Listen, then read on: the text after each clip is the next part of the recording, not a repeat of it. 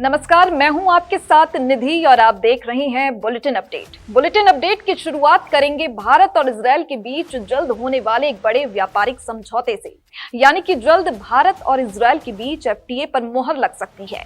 वहीं एआईएमआईएम के प्रमुख असदुद्दीन ओवैसी ने चीन के ताजा दावे पर तीखी प्रतिक्रिया दी है।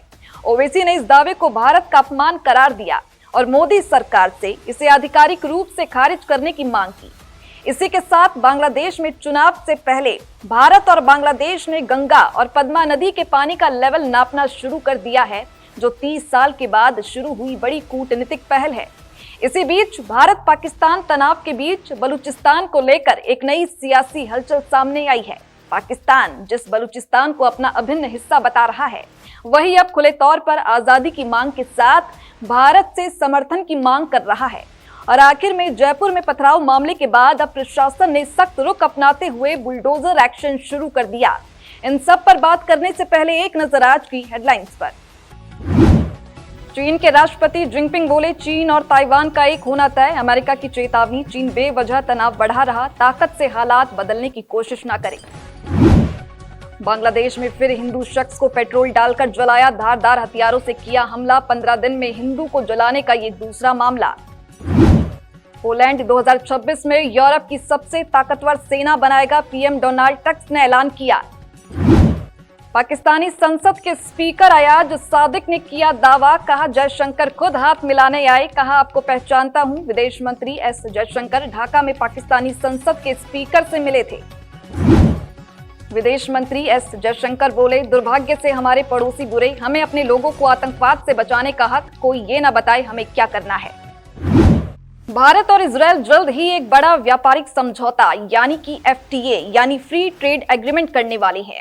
इस समझौते से दोनों देशों के बीच व्यापार आसान होगा, टैक्स कम होंगे। जनवरी में इजरायल की टीम भारत आएगी और समझौते पर आधिकारिक बातचीत शुरू करेगी।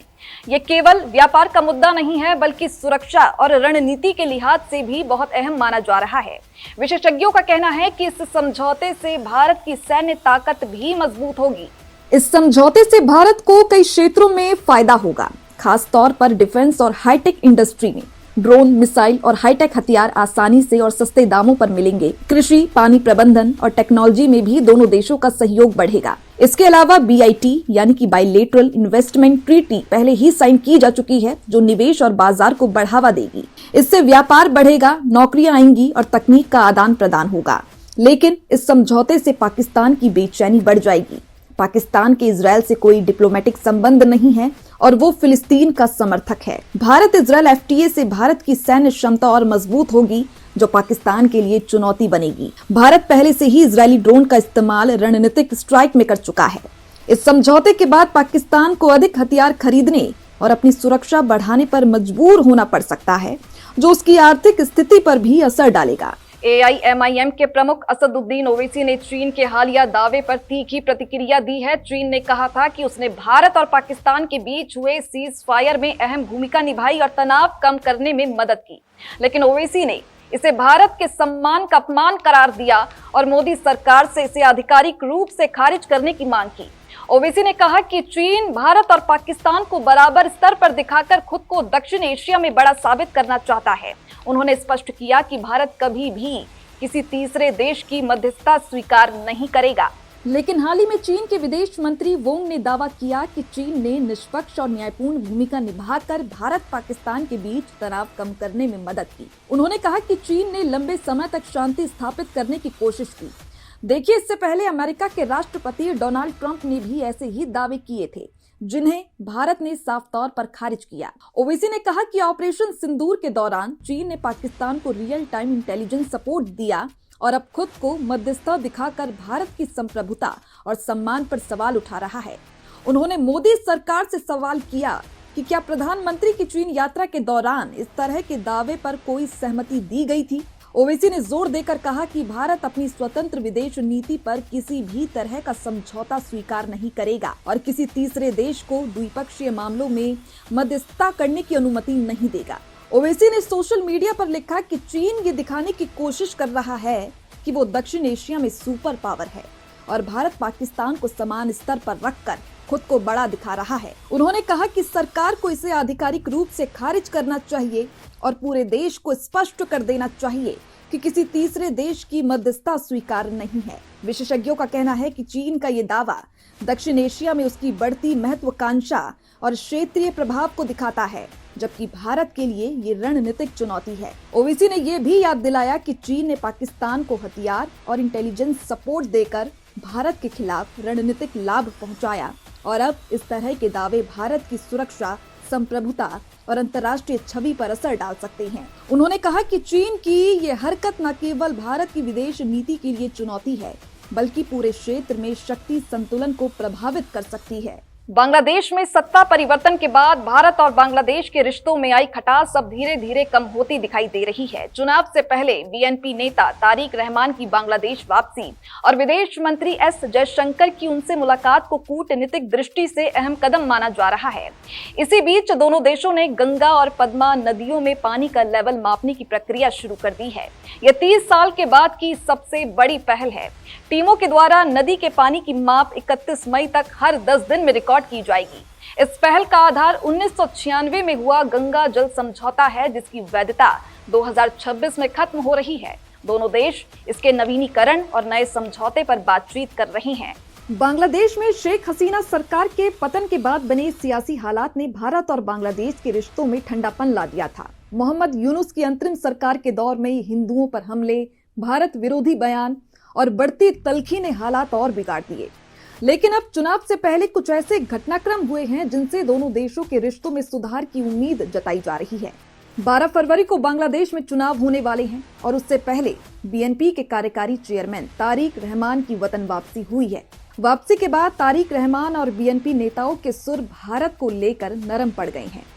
इसी बीच एक और अहम घटना हुई जब बांग्लादेश की पूर्व प्रधानमंत्री और तारिक रहमान की मां खालिदा जिया का निधन हो गया। भारत की ओर से विदेश मंत्री एस जयशंकर अंतिम संस्कार में शामिल होने ढाका पहुंचे। जयशंकर करीब 4 घंटे बांग्लादेश में रहे। उन्होंने तारिक रहमान से मुलाकात की और प्रधानमंत्री नरेंद्र मोदी का शोक संदेश का निजी पत्र सौंपा। इस मुलाकात को सिर्फ शोक संवेदना नहीं, बल्कि कूटनीतिक संदेश के तौर पर भी देखा जा रहा है। इसी बीच भारत और बांग्लादेश के बीच लंबे समय से विवाद का विषय रहे गंगा पद्मा जल बंटवारे पर बातचीत फिर शुरू हो गई है। साल 1996 में हुई गंगा जल संधि का नवीनीकरण दिसंबर 2026 में होना है, लेकिन उससे पहले ही दोनों देशों ने पानी के स्तर को मापने की प्रक्रिया शुरू कर दी है। खास बात यह है कि करीब 30 साल के बाद ये प्रक्रिया दोबारा शुरू हुई है। दोनों देशों की टीमें गंगा और पद्मा नदियों में हर 10 दिन पर पानी का स्तर रिकॉर्ड करेंगी, जो 31 मई तक चलेगा। भारत में फरक्का पॉइंट पर और बांग्लादेश में हार्डिंग ब्रिज के पास माप किया जा रहा है। ये कदम ऐसे समय में उठाया गया है जब दोनों देशों के रिश्तों में तनाव की खबरें लगातार सामने आ रही थी। गौरतलब है कि गंगा जल संधि पर साल 1996 में भारत के तत्कालीन प्रधानमंत्री एच.डी. देवेगौड़ा और बांग्लादेश की तत्कालीन प्रधानमंत्री शेख हसीना ने हस्ताक्षर किए थे। इस समझौते का मकसद जनवरी से मई के बीच कम पानी के दौर में दोनों देशों के बीच संतुलन बनाए रखना था। हालांकि बांग्लादेश में लंबे समय से संधि को लेकर राजनीति होती रही है और इसे भारत के पक्ष में बताया जाता रहा है। वहीं भारत के पश्चिम बंगाल में भी इस मुद्दे को लेकर आपत्तियां सामने आती रही हैं। अब जबकि पश्चिम बंगाल में भी चुनावी माहौल है और बांग्लादेश में भी चुनाव नजदीक हैं, ऐसे में जल बंटवारे का मुद्दा और संवेदनशील हो गया। भारत पाकिस्तान के बढ़ते तनाव के बीच बलूचिस्तान को लेकर नई हलचल सामने आई है। बलूच नेता मीर यार बलोच ने भारत के विदेश मंत्री एस जयशंकर को खुला पत्र लिखा और नए साल 2026 की शुभकामनाएं दी। उन्होंने बलूचिस्तान की आजादी और अस्थायी शांति सुरक्षा की मांग की और भारत से समर्थन की अपील की। मोर यार बलोच का कहना है कि बलूच लोग अपने अधिकारों के साथ सम्मानजनक जीवन जीने के हकदार हैं। विशेषज्ञों का मानना है कि ये पत्र पाकिस्तान में बढ़ते असंतोष को भी दर्शाता है। भारत की प्रतिक्रिया इस मामले में क्षेत्रीय संतुलन तय कर सकती है।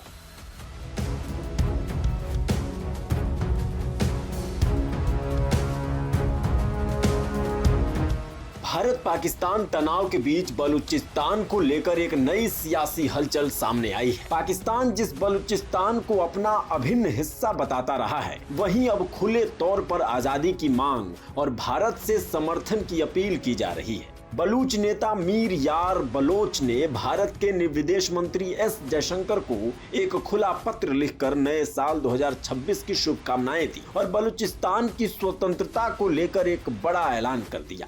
पत्र में बलूच जनता की ओर से भारत सरकार और भारतीय नागरिकों के प्रति समर्थन जताया गया है। मीर यार बलोच ने कहा कि अब समय आ गया है कि बलूचिस्तान को स्थायी शांति, सुरक्षा और संप्रभुता मिले, ताकि वहां के लोग अपने अधिकारों के साथ सम्मानजनक जीवन जी सके।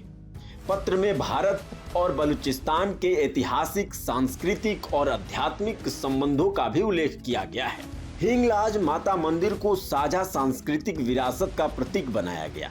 इसके साथ ही मीर यार बलोच ने ऑपरेशन सिंदूर के तहत पाकिस्तान समर्थित आतंकवाद के खिलाफ भारत की कार्रवाई की सराहना की और इसे साहसिक वो न्यायपूर्ण कदम बताया। खासकर पहलगाम आतंकी हमले के बाद बलूच नेता ने चीन और पाकिस्तान की कथित साजिशों पर भी गंभीर आरोप लगाए। उन्होंने कहा कि चाइना पाकिस्तान इकोनॉमिक कॉरिडोर यानी CPEC अपने अंतिम चरण में है और बलूचिस्तान में चीनी सैन्य मौजूदगी क्षेत्रीय संतुलन और सुरक्षा के लिए बड़ा खतरा बन सकती है। उनके मुताबिक आने वाले महीनों में इसका असर पूरे क्षेत्र पर पड़ सकता है। बलूचों के इस खुले पत्र को पाकिस्तान की शहबाज शरीफ सरकार के लिए बड़ा झटका माना जा रहा है। साथ ही ये भारत के लिए भी एक रणनीतिक संकेत के तौर पर देखा जा रहा है। अब सबकी निगाहें इस बात पर टिकी है कि भारत सरकार इस पत्र और बलूचों की अपील पर क्या रुख अपनाती है।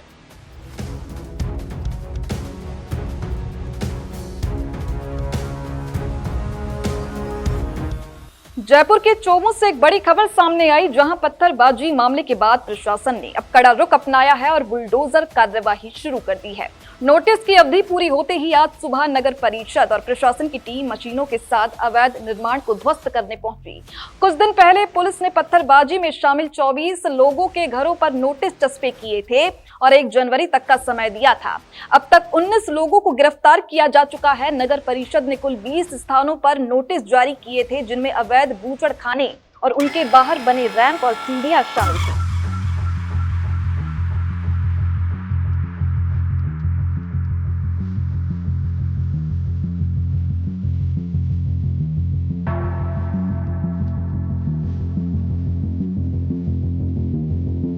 जयपुर के चोमू से बड़ी खबर सामने आ रही है। पथराव मामले के बाद अब प्रशासन ने सख्त रुख अपनाते हुए बुलडोजर एक्शन शुरू कर दिया है। नोटिस की मियाद खत्म होते ही आज सुबह प्रशासन और नगर परिषद की टीम मशीनों के साथ मौके पर पहुंची और अवैध निर्माण गिराने की कार्रवाई शुरू हो गई। कुछ दिन पहले पुलिस ने पत्थरबाजी में शामिल 24 आरोपियों के घरों पर नोटिस चिपका दिए थे और 1 जनवरी तक का समय दिया गया था। तय समय पूरा होने के बाद अब कार्रवाई की जा रही है।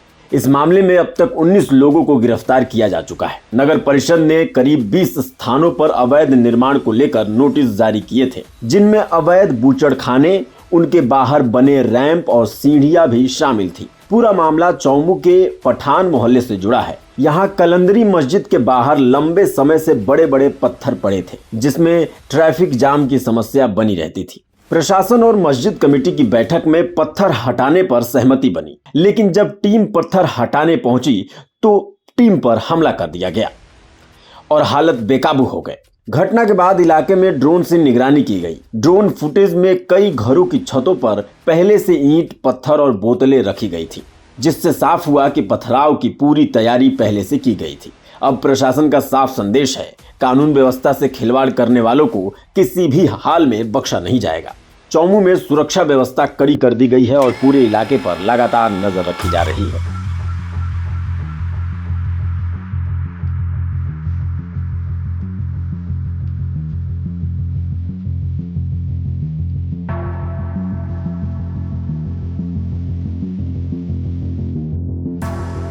तो आज की बुलेटिन अपडेट में इतना ही। बाकी ऐसी ही तमाम खबरों के लिए आप बने रहिए हमारे साथ और देखते रहिए भारत अपडेट।